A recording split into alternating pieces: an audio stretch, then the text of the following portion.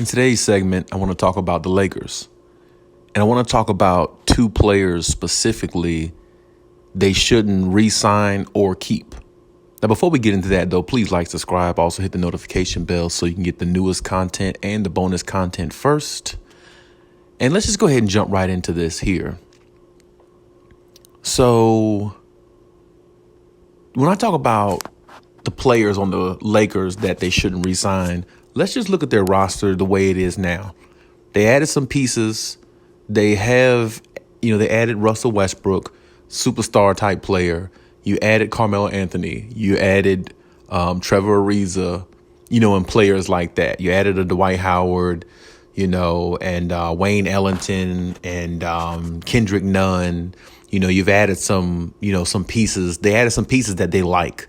Some pieces that they thought that can fit with LeBron James as far as shooters, as far as whether they want to look at him as marksmen from the field or somebody that could just knock down a shot at a decent rate. However you want to look at it, they did add those type players besides Russell Westbrook. I don't think Russell Westbrook is going to benefit them in the shooting range in regards to helping them win games if it comes down to knocking down big jump shots in the playoffs. But, that's just my opinion. I never really saw Russell Westbrook as that type, and he never has been really. So you got those type players with Anthony Davis and LeBron James. Now, AD and LeBron, they're pretty much going to be who they're going to be. You don't have to worry about them, of course, because they're superstar players. And you really don't have to worry about Russ either because he's going to be who he's going to be, whether it's a help or a harm to the team or whether him and LeBron can really build chemistry or not. We'll just have to see how that goes. You know what I'm saying? We'll just have to see exactly how they gel or how they mesh on the court, because personally, I don't really see the meshing point between both of those type players, because to me, both of them need the ball in their hands to really actually dominate. Both of them need the ball in their hands to actually be effective. So one playing off the ball, it could work, but for the most part, LeBron likes to control the game, and LeBron is the best floor general at controlling the game. So I just don't see how Westbrook is really going to fit in with his ball hogging ability, I should say, and or should I say, his ball hogging ways. And I don't really see how that's really going to put a good effect on the team. But that's besides the point. When you look at the situation that the Lakers have, they have players on there that are capable of helping, but how much is the question. So one of the players that I wanted to speak on that they shouldn't likely keep or re-sign would be Wesley Matthews. Now, I know I've been reading some reports and things like that in regards to Wesley Matthews about this. It's a possibility the Lakers might re-sign him. And I've even read one report where it said it's likely that they'll re-sign him. My personal opinion, I don't think he really fits with them in regards to what LeBron needs to win a championship. Wesley Matthews averaged 4 points a game this past season. Wesley Matthews is a shell of himself of who he was years ago on Portland and all the other teams he played for. After he tore his Achilles, he never really was the same. And, looking at his game throughout the years, it's very easy to tell he's not the same guy. You know what I'm saying? And I think that's what the Lakers have to really understand. When you look at Wesley Matthews, yeah, he can knock down a three, but how ineffective has he been in the last, several years? Or last couple years? He hasn't really been an effective player at all, really. He's had moments where he's shown signs of being the old Wesley Matthews he was, on the Portland Trailblazers, I think back in the day before he tore his Achilles. But he's never gotten back to that consistent knockdown, deadly, three-point, cold-blooded shooter he used to be. And, the Lakers, they just ought to be able to view it and see, he's not the type of player that, can help them get to a finals or anything like that if he's not going to play to the level that a lot of people know that he can and what he used to play at. So I feel like he's one of those players that, the Lakers need to look into, possibly moving or getting somebody else in the midst of, or, I mean, find something, because what I saw last year when I looked at a lot of Lakers games, I just saw him being totally ineffective, and a lot of wide open shots that he had, he just didn't cash in on them. And I'm not saying, he didn't have games where he played okay, but my thing is, he's not the Wesley Matthews he was, and he's not really consistent with the jump shot. And if you're on a LeBron James team, you have got to be consistent in knocking down that three-pointer, because you're going to get some decent looks. You're going to get some good looks because LeBron is going to get you those, just because LeBron draws so much attention. And now that they got a Russell Westbrook who likes to get triple doubles, well, he's looking to get 10 assists a game. So even he'll find you at times at the three-point line where you can be effective. And if Wesley Matthews is not going to knock down shots just like he didn't provide or do last year, then really he's useless to the team. He really is. And averaging 4 points a game is just not an effective enough player that can help you win championships. Now, I do realize Wesley Matthews, he does play defense a little bit.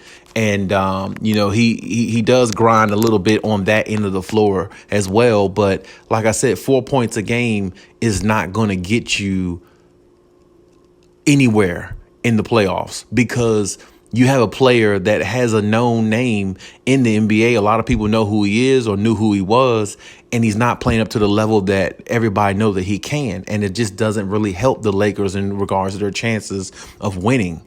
But I will say, hey, if the Lakers re-sign him, I wouldn't be surprised.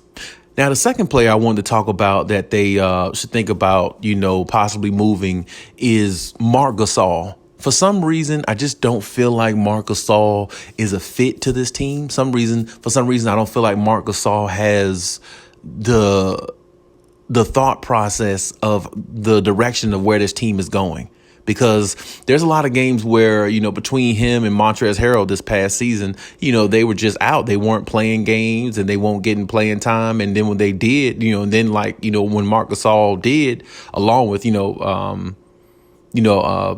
other players too. I mean, Montrezl Harrell as well. It just seemed like the minutes just start diminishing more and more and more. And as far as Marc Gasol specifically, when I think of him, he has always been a high IQ type player and a knockdown shooter if given the opportunity. He can stretch the floor. He's always been a guy who can, step out there to the three if he needs to and knock down the three, but he can definitely stretch the floor to 17, 18 feet from the basket. And he's always been a really good passer to be a big man. And at one time, he was actually Defensive Player of the Year. So it's like when you look at Marc Gasol, Father Time has really caught up to him a lot, and you can see it a lot in his game.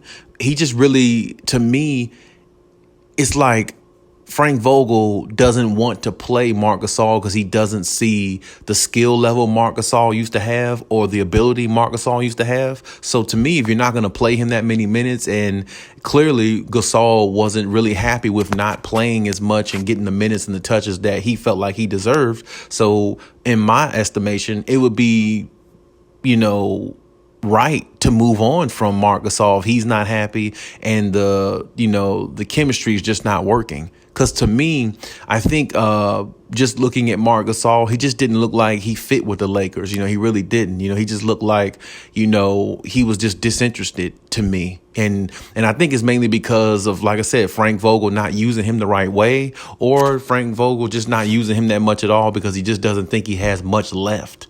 You know what I'm saying? So, and I think looking back on it this past season, I think he averaged like 5 or 6 points a game himself, which is probably one of his lowest outputs, since he's been in the NBA, actually. So, I mean, that speaks volume to me. And I just feel like, they're, like I said, if they're looking in a different direction than his, then why not just move on from Marc Gasol and release him or something like that, or whatever they need to do, let him walk or trade him for somebody. If they trade him and Wesley Matthews to see if you can get maybe one solid wing player or maybe even a big man, a center, in there or something like that can help out with Dwight Howard being there, as well. So, Hey, but that's just my take on it. That's just how I see the situation because those two players were just not really valuable to the Lakers last year. Not like probably a lot of Lakers fans thought they would be or should be or even could be, but it just didn't work out. But, if they do re-sign both of them, I will say I wouldn't be surprised. But I definitely think